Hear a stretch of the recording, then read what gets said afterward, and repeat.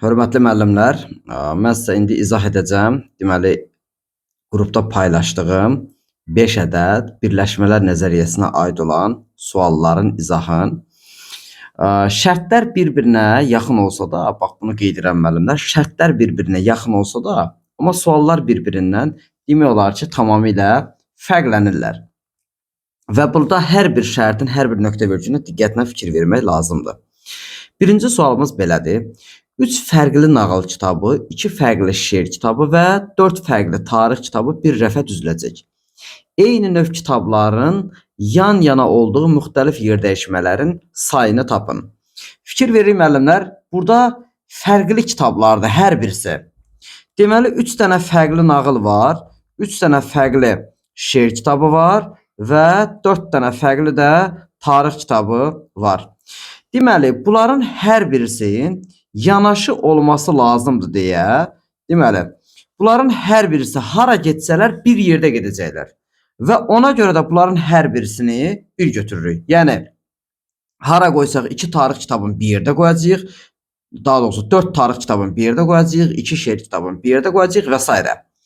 Deməli, burada 3 növ kitab var və 3 növ kitabın nağıl, şeir və tarix kitablarının öz arasında yer dəyişməsi, yəni 1, 1, 1. Bunların cəminin 3 faktorial yer dəyişməsi var. Nağıl kitabları fərqli olduğuna görə, nağıl kitablarının da öz arasında yer dəyişməsi var 3 faktorial sayda. Şeir kitabları da fərqlidir. Bunların da öz arasında 2 faktorial yer dəyişməsi var. Tarix kitabları da fərqlidir və bunların da arasında yer dəyişmələr var. Deməli, 6 vıraq, 6 vıraq, 2 vıraq, 24 və bu da bərabərdir 1728-ə bərabər olacaq. Deməli, 36 vurulsun, 48 olaraq tapırıq, cavabımız olacaq E variantı. Gələk növbəti sualımıza. Burada deyir ki, 3 fərqli nağıl kitabı, 2 fərqli şeir kitabı və 4 eyni tarix kitabından söhbət gedir. Yəni, burada artıq tarix kitablarının öz arasında yer dəyişmələrinin ümumi görünüşdə heç bir fərqi yoxdur. Ona görə də yenə də 3 dənə nağılı yenə bir götürəcəyik, 2 dənə şeiri yenə bir götürəcəyik və 4 dənə tarixi yenə bir götürəcəyik. Yenə 3 faktorial vurulsun, nağılın öz arasında yer dəyişməsi 3 faktorial, şeirin öz arasında yerləşməsi 2 faktorial, amma tarix kitablarının yer dəyişməsinə vurmayacağım. Çünki tarix kitabları eyni kitablardır deyə bunların öz arasında yer dəyişməsinin heç bir düzülüşə, heç bir fərqi yaratmır. Deməli, bərabər olacaq 6 vıraq, 6 vıraq 2, o da bərabərdir 72 olacaq sualımızın cavabı. Gələk növbəti sualımıza keçək. 3 nömrəli sual. Burada nə deyir bizə? Deyir ki, 3 fərqli nağıl kitabı, 2 fərqli şeir kitabı və 4 eyni tarix kitabı bir rəfə düzüləcək. Bu zaman yaranan müxtəlif yer dəyişmələrin sayını tapın. Deməli, burada hansısa kitab yanaşı durmur.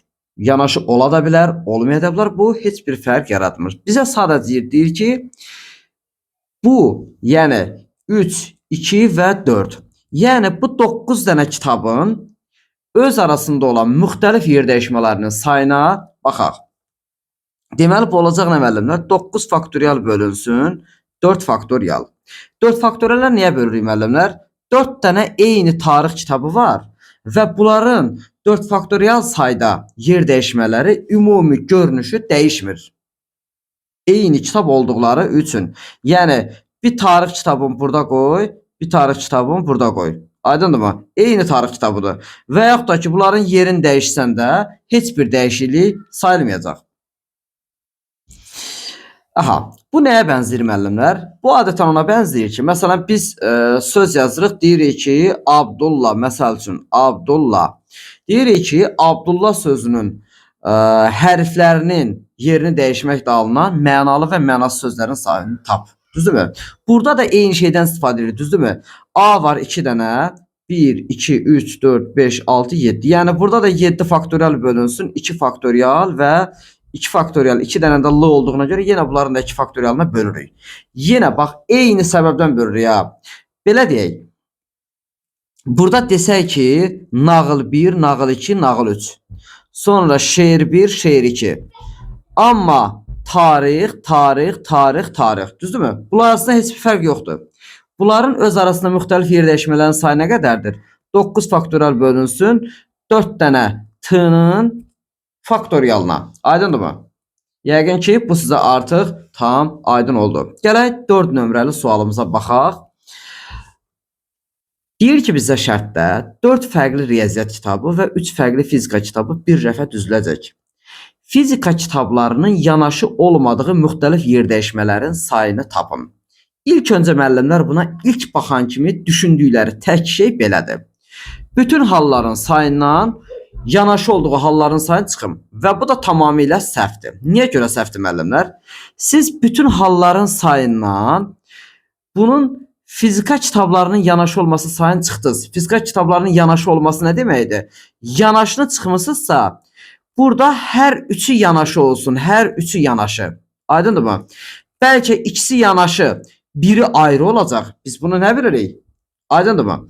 Ona görə də buna yeni bir metod izah edim sizə müəllimlər. Çox qəşəng bir üsuldur. Deməli, neyinirik müəllimlər? Biz burada istəyirik ki, fizika kitabları yanaşı düşməsin. Aydındırmı? Fizika kitablarının yanaşı düşməməsini istəyiriksə, deməli, mən bunları riyaziyyat kitablarının arasında paylaşdırmalıyam. Riyaziyyat 1, riyaziyyat 2, riyaziyyat 3, riyaziyyat 4.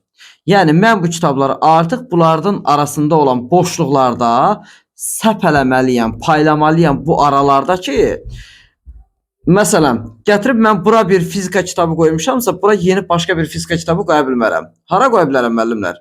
Qoya bilərəm ancaq və ancaq burada başqa bir yerdə. Aydındır mı? Özü fərqli fizika kitabıdır. Aydındır. Deməli, mən burada nə edəcəm? Mən artıq fizika kitabın riyaziyyat kitablarının ətrafında yaranan boşluqlara yerləşdirə bilərəm.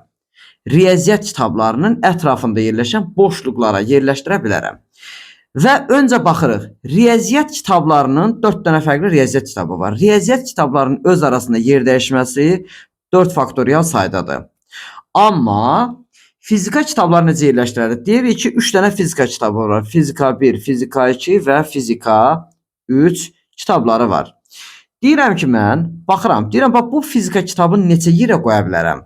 Deyirəm ki, 1 yerə qoya bilərəm, 2-ci bura qoya bilərəm, 3-cü bura qoya bilərəm, 4-cü və 5-ci yerə qoya bilərəm. Yəni, tutaq ki, gətirib qoymuşam bura. Yəni, birinci mən fizika kitabını neçə yerə qoya bilərəm? 5 yerə qoya bilərəm. İkinci fizika kitabın yenə 1, 2, 3 və 4 dənə yer seçib hərəsindən birinə qoya bilərəm.